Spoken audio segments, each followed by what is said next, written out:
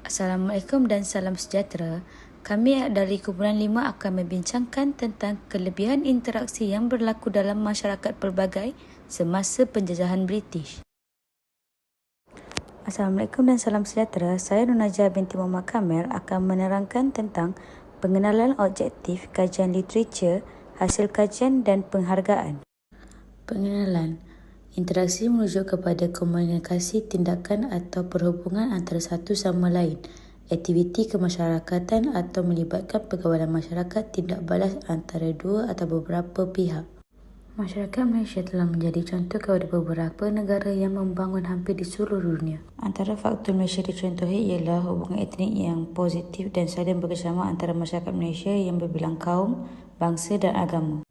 Perkembangan dan kemajuan yang dicapai hari ini banyak bergantung kepada hubungan masyarakat yang terjalin sejak sebelum merdeka sehingga kini.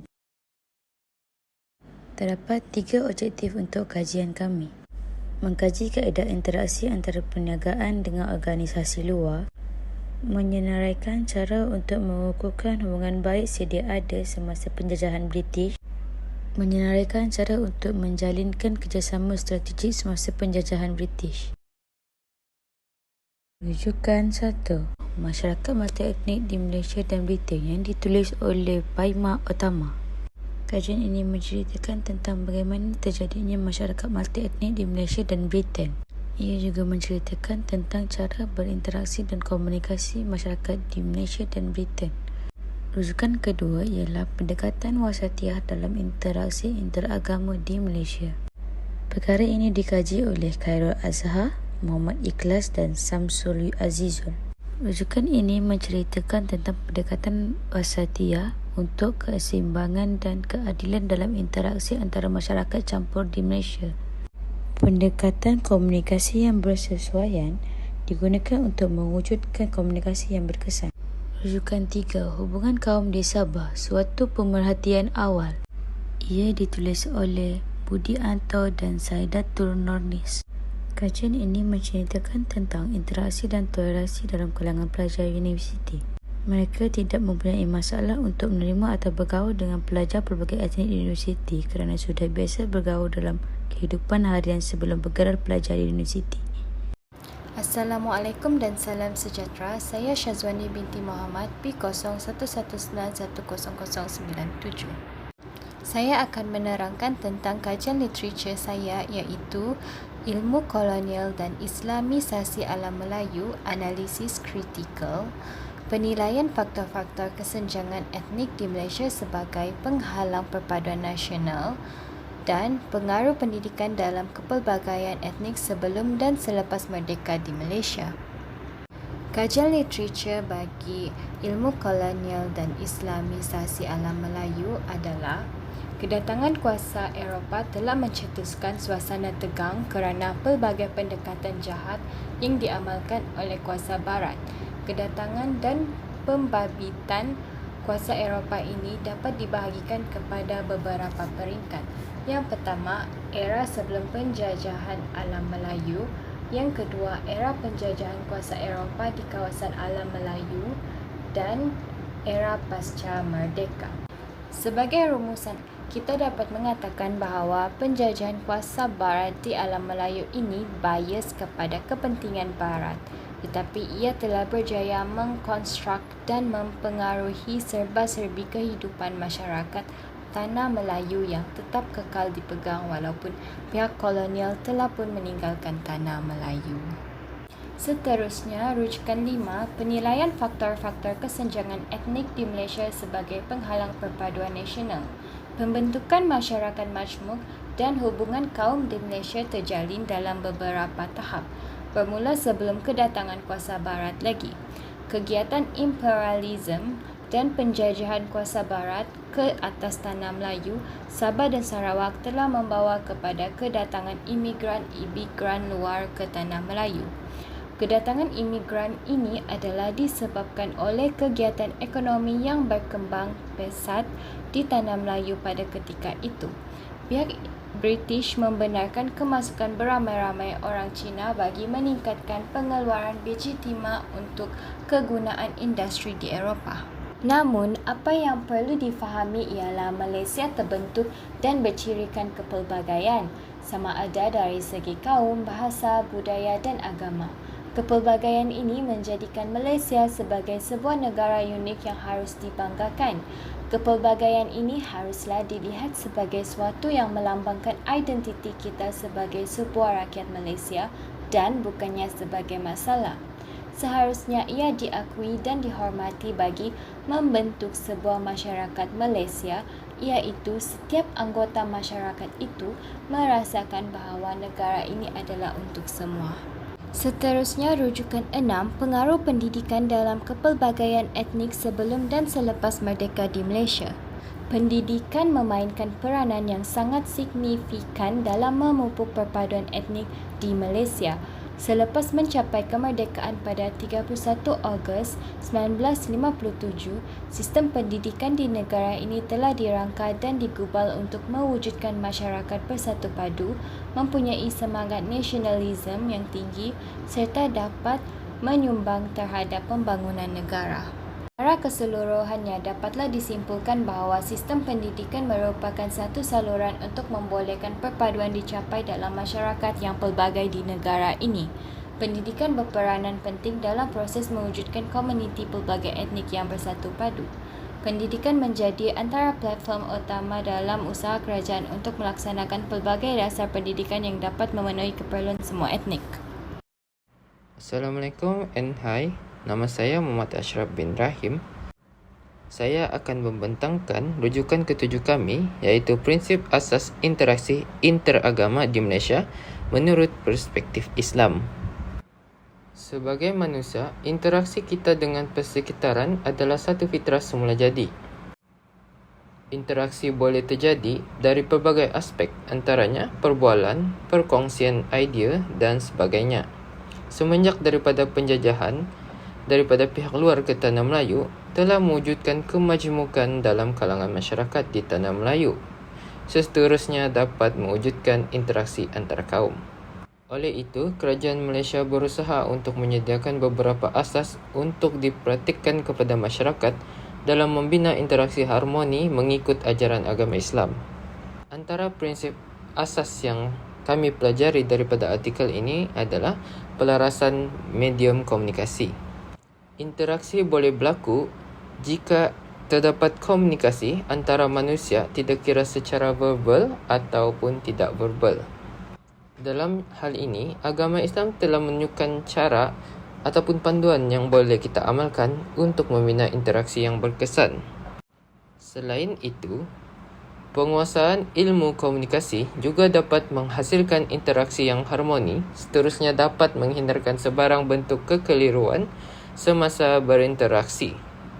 Tambahan pula, prinsip asas yang kita perlu contohi adalah penggunaan perkataan yang sesuai ketika memberi hujah.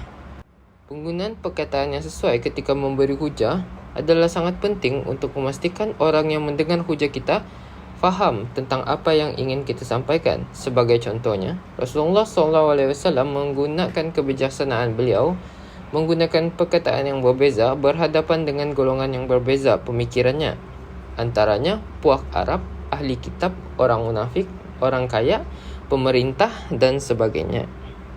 Antara cara kita berinteraksi yang telah kami pelajari di dalam artikel ini adalah penyaluran kebajikan sosial. Kita sebagai manusia sentiasa mempunyai sifat ingin melakukan kebaikan dan kebajikan kepada orang sekeliling kita. Hal ini jika kita terapkan mampu memperkuatkan lagi keharmonian menerusi interaksi dalam lapisan masyarakat kita. Perkara ini dapat dilakukan dengan melakukan amal kebajikan secara adil kepada masyarakat tanpa mengira bangsa dan agama. Islam tidak melarang sebarang bentuk kebajikan diberikan kepada penganut agama yang lain, tidak kira dalam bentuk sosial ataupun ekonomi. Kesimpulannya, hubungan yang baik berlaku di Malaysia adalah berpunca daripada kaedah interaksi yang baik antara kaum. Asas-asas ini kita perlu praktikkan dalam kehidupan seharian kita agar dapat membina kerangka interaksi yang tidak bersifat berat sebelah. Oleh itu, kita perlulah berusaha untuk mengekalkan kaedah interaksi yang harmoni ini untuk mengelakkan berlakunya perpecahan kaum di Malaysia. Seterusnya, saya akan bentangkan rujukan ke-8 kami, iaitu kesan modernisasi ke atas hubungan kaum di Malaysia. Berdasarkan apa yang telah kami kaji daripada artikel ini, Malaysia merupakan sebuah negara yang menjadi sumber rujukan oleh beberapa negara membangun.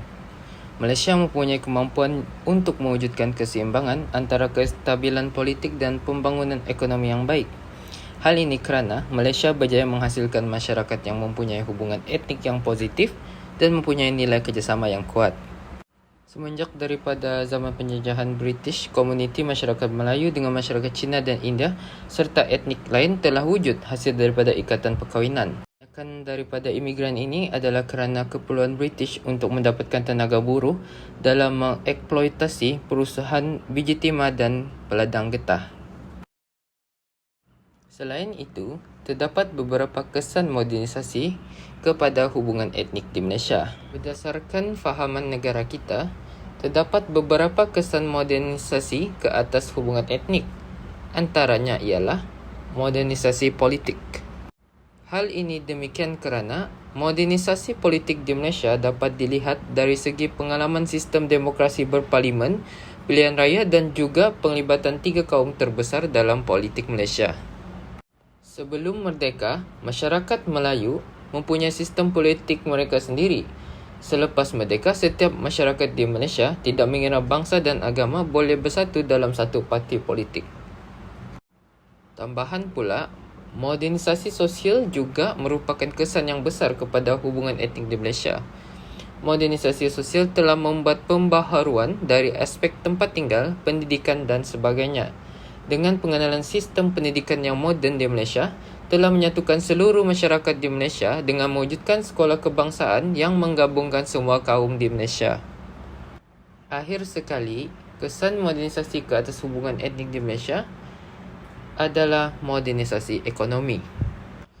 Modernisasi ekonomi di Malaysia bermula daripada ada perkenalan sistem pertukaran mata wang dan penggunaan buruh yang lebih bersistem. Hal ini dapat disokong kerana selepas kemerdekaan, penglibatan masyarakat tidak mengira bangsa dan agama berusaha bersama-sama untuk memajukan perdagangan di Malaysia. Sebagai kesimpulannya, permodenan di Malaysia bermula pada zaman penjajahan British. Seperti yang kita sedia maklum, kemunculan masyarakat majmuk berlaku semasa penjajahan British. Oleh itu, dua perkara yang harus kita titik beratkan adalah modernisasi dan hubungan etnik yang berjalan seiring dengan perubahan masa. Kesan baik pemodenan terhadap hubungan etnik di Malaysia dapat dilihat dalam kesedaran bahawa persepakatan kaum di Malaysia mampu mewujudkan sebuah negara yang harmoni dan maju. Assalamualaikum warahmatullahi wabarakatuh. Nama Nur Najihah binti Mataib. Hari ini saya akan menerangkan sekularisme dalam politik Malaysia. Imperialisme Barat banyak mempengaruhi perkembangan politik, ekonomi, sosial, budaya, pendidikan dan undang-undang. Aspek agama dipandang enteng dan sering dipinggirkan oleh British. Sebelum datangnya penjajah, sistem politik berfokus kepada Islam berbanding Melayu moden. Pemerintahan Islam di tanah Melayu diterima baik. Raja mengambil berat kemajuan ilmu pengetahuan. Pemerintah juga mengadakan hubungan diplomatik dengan kuasa besar yang lain. Selepas penjajahan berlaku, jatuh dengan teruk, campur tangan pihak imperialis dalam pentadbiran negara menggugat kuasa bangsa Melayu. Selepas beberapa lama, timbul gerakan yang mempertahankan dan menentang penjajah.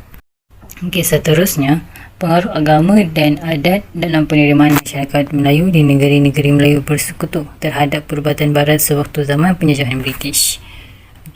Faktor budaya, adat dan agama tidak boleh dipisahkan begitu, terutama apabila kita menghubung kait tentang isu perubatan tradisional masyarakat Melayu. Sistem perubatan tradisional Melayu telah mengalami transformasi kesan dari pelbagai kepercayaan seperti Anisma, Hindusma dan juga Islam. Interaksi dengan bahasa Cina, India dan Arab serta orang asli. Selain itu, timbul persoalan tentang penerimaan masyarakat Melayu terhadap perubatan tradisional Melayu. Kajian menunjukkan bangsa Melayu ada respon yang berlainan mengenai perubatan Barat yang diperkenalkan di tanah Melayu. Pada awalnya, gerakan kristianisasi perubahan positif dapat dilihat dari tindak balas masyarakat Melayu. Hal ini demikian, kita sewajarnya perlulah mengambil iktibar pada masa kini agar khazanah ilmu perubatan tradisional tempatan ditulis secara formal agar tidak terus hilang di telan zaman. Ini adalah metodologi kami. Berdasarkan objektif 1 iaitu mengkaji kaedah interaksi semasa penjajahan British.